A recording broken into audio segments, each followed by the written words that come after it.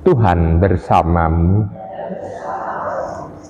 Inilah Injil suci menurut Santo Matius. Pada waktu mengutus murid-muridnya, Yesus berkata, "Waspadalah terhadap semua orang, sebab ada yang akan menyerahkan kamu kepada majelis agama, dan mereka akan menyerahkan kamu di rumah ibadahnya. Karena kamu akan digiring ke muka para penguasa dan raja-raja sebagai suatu kesaksian bagi mereka dan bagi orang-orang yang tidak mengenal Allah. Apabila mereka menyerahkan kamu, janganlah kamu khawatir akan bagaimana dan akan apa yang harus kamu katakan, karena semuanya itu akan dikaruniakan kepadamu pada saat itu juga. Karena bukan kamu yang berbicara, melainkan Roh Bapamu. Dialah yang akan berbicara dalam dirimu. Orang akan menyerahkan saudaranya untuk dibunuh. Demikian juga seorang ayah akan menyerahkan anaknya. Anak-anak akan memberontak terhadap orang tuanya dan akan membunuh mereka. Dan kamu akan dibenci semua orang oleh karena namaku. Tetapi orang yang bertahan sampai kesudahannya akan selamat."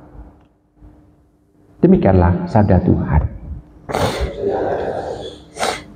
Ibu, bapak, saudari, saudara terkasih dalam Yesus Tuhan, kita sudah paling tidak 2 hari dari tanggal 24 sore dan 25 pagi sampai sore kita seolah-olah mengadakan pesta untuk kelahiran Tuhan. Tapi pada hari ini tanggal 26 kita diingatkan untuk jangan hanya jatuh dalam pesta pora, namun kita diingatkan akan kesaksian hidup. Maka juga gereja meletakkan peringatan Santo Stefanus menjadi martir, kemartiran Stefanus pada hari ini. Berarti kita diingatkan akan satu hal, yakni tentang kesaksian hidup. Apa yang kita percayai pada hari kemarin tentang Sang Firman yang menjadi manusia, yang turun menjadi manusia yang kita rayakan, yang kita imani juga sebagai Sang Penyelamat. Kita sekarang diingatkan akan hal, yakni bahwa kita harus mampu untuk tetap bertahan dalam kesaksian itu. Dan dalam saat kita bertahan itu, kita berani untuk memasrahkan seluruhnya pada pembelaan Allah. Kita tidak butuh pembelaan seorang pengacara atau seorang lawyer, enggak. Tetapi biarkanlah Allah itu yang menjadi pengacara, satu-satunya pengacara bagi kita, dan satu-satunya hakim juga. Jadi sekaligus dia adalah hakim, pengacara, dan sekaligus jaksa pada saat kita diadili oleh Tuhan. Nah, ibu, bapak, saudari, saudara terkasih dalam Tuhan, itu yang perlu kita ingatkan. Namun kalau kita sekarang melihat dalam kehidupan kita sehari-hari, kita melihat bahwa memang untuk menjadi seorang Kristiani, menjadi pengikut Tuhan, menjadi orang Katolik, membutuhkan kerendahan hati. Kita tahu, misalnya ambil contoh, ada banyak tempat mungkin di tempat kita di Indonesia ini, ada orang yang dilarang untuk merayakan Natal.